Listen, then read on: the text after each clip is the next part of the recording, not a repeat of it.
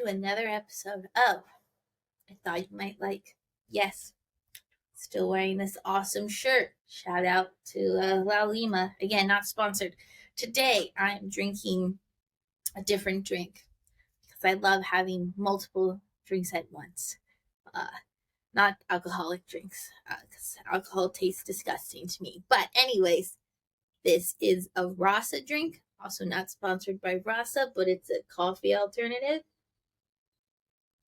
And I'm drinking it from the silicone straw. Fun times. So let's get into it because I know y'all don't want to just hear about what I'm drinking or what I did today. What you're really here for, I'm hoping, is for a recommendation. So today, I would really love to talk to you all about the TV show Swarm. And I think y'all might like this show if you're, again, vaguely interested in cults. If you listen to my previous Yellow Jackets episode, I am fascinated by cults. I think they're really interesting. I am currently working on a novel where there is a cult in it, so I have consumed quite a bit of cult content. Everything from many documentaries that are very sad, for example, like the NXIVM documentary on HBO. Very good. Very disturbing. Needed some Bob's Burgers after that. If you watch that episode, comfort show. And I've also watched the Teal Swan documentary that's on Hulu. I've listened to multiple podcasts about cults. Shout out to Sounds Like a Cult podcast. Love it. Also, Cultish, the book. It's called Cultish, Language of Fanaticism by Amanda Montell. Fantastic book. Highly recommend. Really helped me when I was writing my own novel, which I hope is okay. We're still waiting to see. So anyways, I really wanted to talk about the TV show Swarm. So I think y'all might like it if you're vaguely interested in cults. And, uh, you know, um, how should I start this? I will first start out with what the show is about. So I think it's kind of like almost like, I guess it's satirical. It's a satirical horror show. I think it might be listed as comedy, though I don't really, don't really think it's that funny. Maybe like a effed up way, but it is a satirical thriller comedy thing, a television series, and it was created by Janine Neighbors and Donald Glover. The series follows a woman named Dre, um, and the actor's name is Dominique Fishback, if I'm not mistaken. It's on Amazon Prime. So this series like follows Dre and her obsession with a pop star who, quite frankly, is supposed to be Beyonce. That's just not the. It's not named. It's not Beyonce in the show, but it is clearly supposed to be Beyonce. I mean, there's so much. Just for one thing, there's so many B imagery. Like it is definitely supposed to be about Beyonce, but yeah, that's like the bare overview of the show, is that you're following this woman. She's obsessed with this pop star who's supposed to be like Beyonce, and it just takes like a really, really dark turn.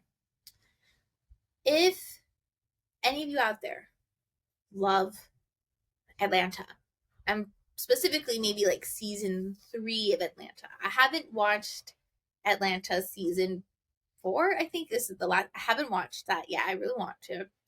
But if you're vaguely interested, or if you enjoyed sort of Donald Glover's not conventional approach to TV making that he did in season 3, I really loved season 3. I've heard that some people, wasn't their favorite, but I love that it was just like the artistry of the show. I think was really interesting. I love episodic TV.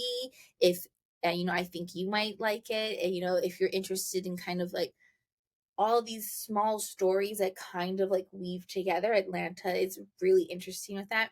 And I think that the Swarm, I don't think it's the Swarm, I'm pretty sure it's just Swarm. Sorry, it's just Swarm. I think Swarm is not as like episodic in terms of like we're gonna follow this character, then we're gonna follow this character.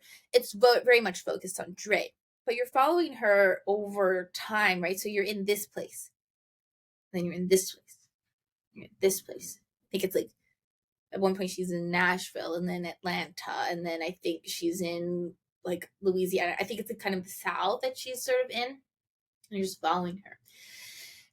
And I love how the show is filmed. It has a very similar sort of look to the third season of Atlanta. And I think that's probably because of Donald Glover.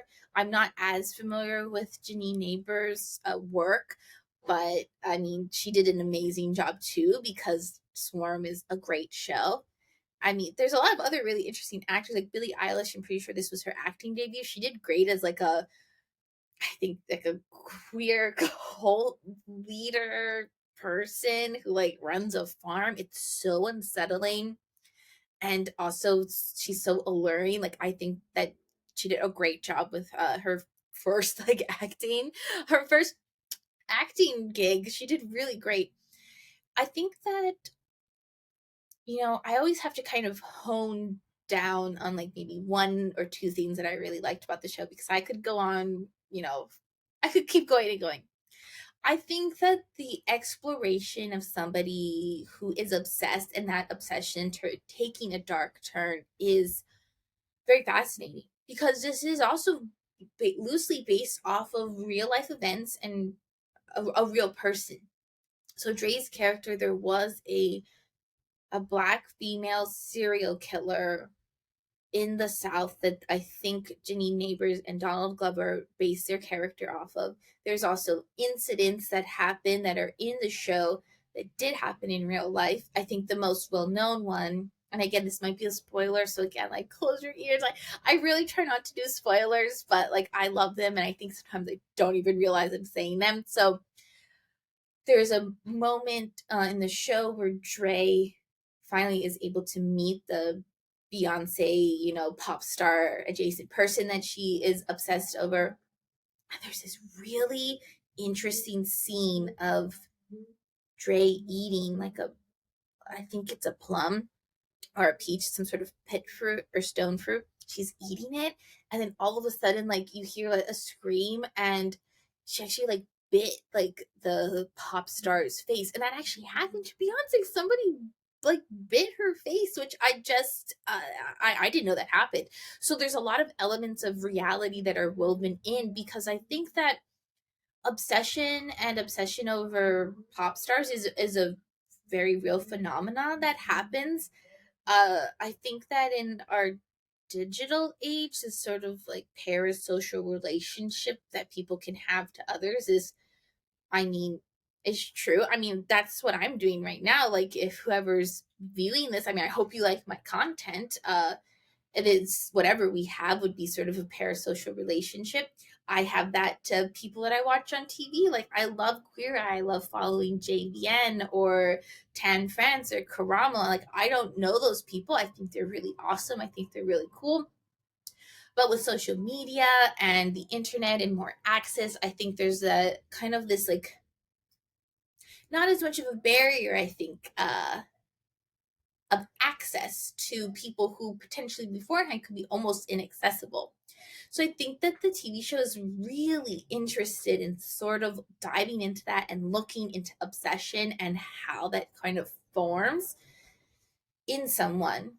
And Dominique Fishback, yes, who plays Dre. I don't know if I've seen her in anything else. Maybe I have. She is fabulous in this. She really like gets into the character. The facial expressions are just like, whoo, like, oh, I get it. I'm getting chicken skin now. Just like thinking about her acting is really fabulous. Very, I mean, believable. Like, just watching her. I just don't think it's so simple. Like, again, this isn't too spoilery because it's in the previews for the show, but, Dre ends up killing a lot of people who just like don't like the pop star, Beyonce person. They're like, oh, I don't really like her, and then she like actually murders them. And I think that you can just like watch from the acting and like like Dominique's like facial expressions and just the way she can like move her body of like, I don't know, this like thing that's growing inside, right? Because you can see over time like how this is sort of growing. The obsession is sort of growing, and then eventually I think like taking over the character.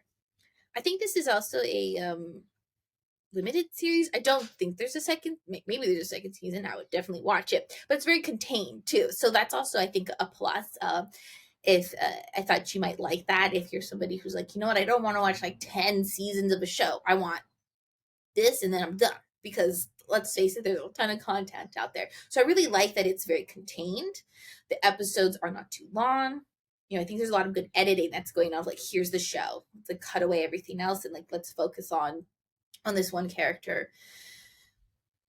Again, I feel like I can talk so much about the show. Just the way it's filmed is so, I don't know if visually pleasing is like the right word, because there's some like very, again, like kind of gore that's happening. But I think that Donald Glover, which I could see in like Atlanta, again, season 3 is my reference point.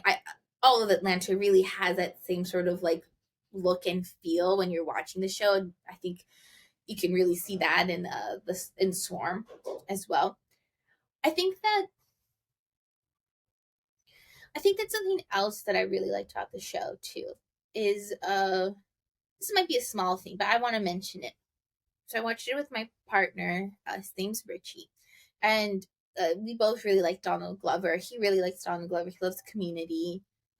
And Donald Glover's like stand up and stuff, and we were like Childish Gambino as well. The music that Donald Glover makes. Anyways, there was one episode in Swarm that instead of following Dre, you're following a detective. It's a black female detective, and she's really like, no one, quite frankly, like nobody, and this is again based off of a real case. Nobody cares about all these black people dying, because this is America. And so you're watching this detective who I think is based off of a real detective. She's actually like very much interested, and she's noticing everything that like all her colleagues are probably like whatever, like another person who's dead, like just horrible stuff. But she's actually like piecing it together and putting a case together of Dre's character, or Dominique's character, Dre. And there's this one moment where the detective goes and talks to, because I think this part is real, that whoever Dominique is portraying, like the real life Dre, I think her name is Dre, in real life, was a foster child. So she's had a really, really traumatic past. And there's a moment where the detective is going and talking to like the foster agency and is wanting to know about Dre's past. And I can't quite remember the words. And quite frankly, y'all should just go watch it, because it's way better to actually view it than just hear me try to paraphrase it. But it's basically talking about like, why do you want to just hear her like sob story? Like this, like all this background stuff like that almost like doesn't matter. What matters is like kind of the present, and not to just have like this sort of like I just think that when there's bad stuff that happens to some people, like that's like the only thing that gets focused on instead of potentially other aspects. And I really thought that was interesting, because I've watched other stuff. I've watched other TV shows that are about serial killers. I particularly do not enjoy watching things about serial killers. I know I watch almost anything about a cult or scammers, but somehow serial killers, like, it's a little bit much for me. But for example, like the Jeffrey Dahmer show, I didn't watch it, but I did get to hear a lot about it. And you're kind of looking at his life and what leads up to like that's just a narrative, I think, of like what happens when there's like white cis het people. Oh well, Jeffrey Dahmer isn't heterosexual, but like white cis people, when they do murders or whatever, there's like, oh well, his childhood was blah or blah blah blah, like all of this stuff, instead of focusing on like, well, then they still did all this horrible thing. Versus if they weren't like cis or white, there's like almost this extra vilification, I think, that happened. And I'm all about looking at one's past. Both my parents are psychologists, so I'm not disregarding like looking at somebody's childhood or trauma and how that influences them now. But I really thought that was such an interesting artistic choice. And my partner Richie pointed that out to me, that instead of digging into like Dre's potential like abuse, because I'm pretty sure she was abused and what happened to her, you're kind of focusing more on the present moment. And I think that's because Donald Glover had foster siblings that he grew up with. So I just think that you can tell that that episode was done by somebody who actually has like lived experience and knowledge of potentially like the foster care system. So I really thought that that was you could see the care that the show had about telling this story and not so like exploitative, if that makes any sense. I really liked that. I don't know if I'm saying it as, I'm not sure if I'm explaining it super well, but that's, I think, I mean, y'all should just go watch it. I really think if not that episode, I think is really interesting. And it's an interesting break between watching like all of these events that's happening with Dre. Like Dre is here and murders someone, Dre is here and murders someone, and then you have like this like other episode that's sort of right before the end of the show. So yeah, I really thought that that was another aspect that I liked about the show. You can tell that Donald Glover and Janine Neighbors are just really great at making film and TV shows. I hope they make more. I mean, I hope they make more, I hope they make more stories, because yeah, I think I watched Swarm maybe in a day. I was so fascinated by it, and even with all the darkness, I think obsession and getting to understand why somebody might do that. I like understanding people. I think that at the heart of storytelling is all about understanding, either understanding yourself, understanding other people, and sort of taking the process of then taking all that in and then creating something from it. You're creating like stories, and the stories can really explore like humanity and people. And so I was very much fascinated by this show, because I think that it's doing that for, not not like a Dahmer show, or not like one of the many other serial killer shows. This one I think was different in the best way possible. So yeah, I think y'all would really like it. I would love to hear what y'all think. If you have a favorite episode, if there was an aspect of the storytelling that you thought was really well done, I'd love to hear about it. Leave a comment below. I also have an Instagram page. It's I thought you might like _808. Yeah, so thank you so much for tuning in. And yeah, I hope to see you next time.